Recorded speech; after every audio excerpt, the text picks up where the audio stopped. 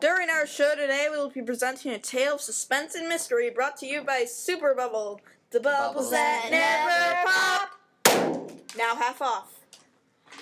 When I became a detective, I never thought I would have to solve mysteries. Turns out I did.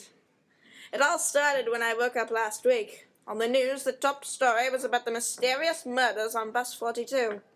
I didn't give it any thought at the time, but little did I know that I was about to delve deep into that very case. I received a phone call from the informant Dirk the Jerk. Hey, Inspector, I got a new case for ya. There's these murders on the bus, and I know some fellows who will give you big bucks if you solve the case. You and I are the only ones who know about this now. The story was just on the news. Everybody knows about it. Well, nobody else is working on the case, except for the other people working on the case. Dirk, you're an idiot. I hung up the phone and decided to take the case. It was the first one I'd been offered in months. I decided to check the bus schedule and went to get picked up on Bus 42. Dirk was the only other person waiting for the bus with me. As the bus pulled over on the curb, Dirk climbed in first. It was a rainy day.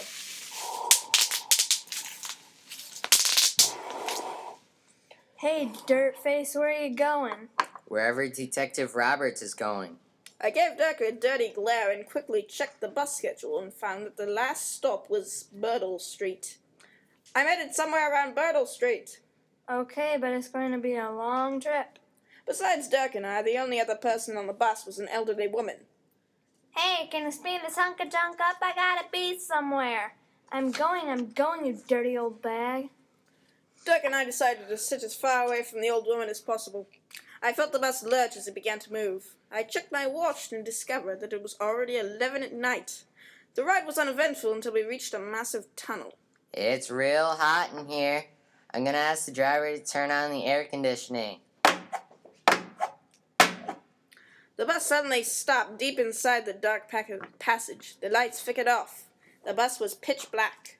Dirk only got to take a few steps before he turned around. Hey, Roberts, how many bus drivers does it take to change a light bulb? Hopefully one. What's going on up there? Ah! The lights suddenly illuminated the bus. Hey, where did the old bag go? Drive up. Shh! Don't tell her. Maybe we can find some clues in her seat. A purse filled with loot, perhaps. Dirk, how do you know a purse is on the seat? Well, just my intuition. I see. Well, your newfound intuition is correct. A purse is on the seat. Should we check inside? I suppose. As I was digging through the purse, I saw a smirk on the bus driver's face. What's in the bag?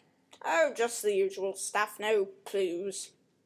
As Dirk searched the bag, he eagerly pulled out some priceless jewelry. Dirk, put it back. It's useful evidence. Not now that you've got your grimy hands all over it. Put it back. As the bus drove out of the tunnel, I began to ponder what had just occurred. With only 2 suspects, I thought it would be fairly easy to narrow it down. Hey, we're almost to Byrtle Street. Oh, great. I was almost out of time. I needed to solve this case quickly. Excuse me, driver, but do you have any idea where the elderly woman went? I don't know. It's none of my business when people go on and off the bus.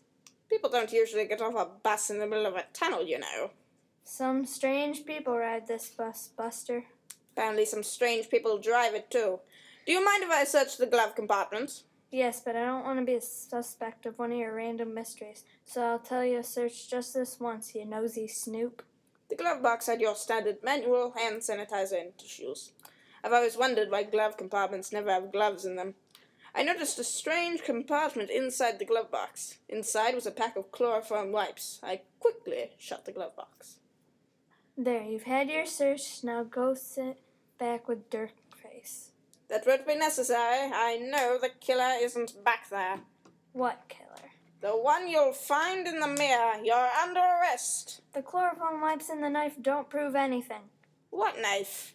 I didn't say anything about a knife. I repeat, you're under arrest. Darn it, I just wanted to create more business for my bus. How does being a murderer generate business for your bus? You won't believe how many people have rode the bus trying to solve this mystery. Very clever, but I've decided to change the bus route. Your final stop will be the police station.